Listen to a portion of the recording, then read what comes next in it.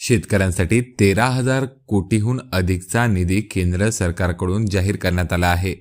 बळीराजाचे उत्पन्न वाढवण्यासाठी 13,000 कोटींच्या अनेक योजना केंद्र सरकारकडून जाहीर करण्यात आला आहे। शेतकऱ्यांची कर्ज आता अवघ्या 20 मिनिटात मंजूर केली जाणार आहे। वातावरणातील बदलांचा पिकांवर परिणाम होऊ नये यासाठी सुधारित बियाणे, आधुनिक पद्धतींचा वापर करण्यास प्रोत्साहन दिले जाईल।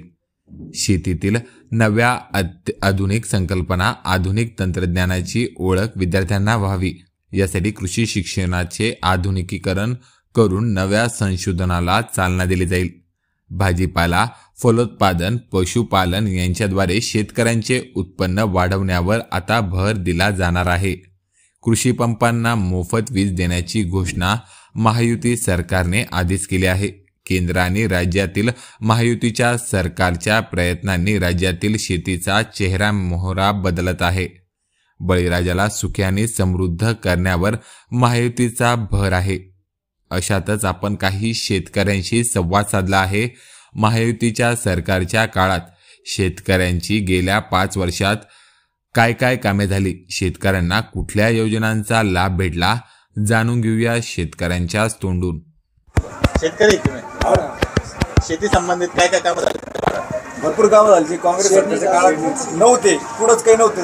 शेडनेट हे ते भरपूर काम केले। राज्य सरकारनं 1 नंबर काम केले। पाण्याचं असू द्या, सगळे शेततळी हे ते सगळे व्यवस्थित काम केले। 1 रुपयात पीक विमा योजना काढली सरकारने, त्याचा फायदा झाला का शेतकऱ्यांना? 100% फायदा झाला। आधी काय उदाहरण आहे, 70, 80 हजार रुपये 1 रुपयावर आले। रस्ते, रोड, शेतीत जाण्याचे रोड झाले, पुन्हा सगळेच कामं झाले, अनुदान मिळालं शेतीवर, पुन्हा जो विहीर 100% पूर्ण लाभ झाला शेतकऱ्याला। वैजापूर तालुक्यात तुम्ही देखील शेतकरी आहात, शेतकऱ्यांचे प्रश्न गेल्या 5 वर्षात मार्गी लागलेत का?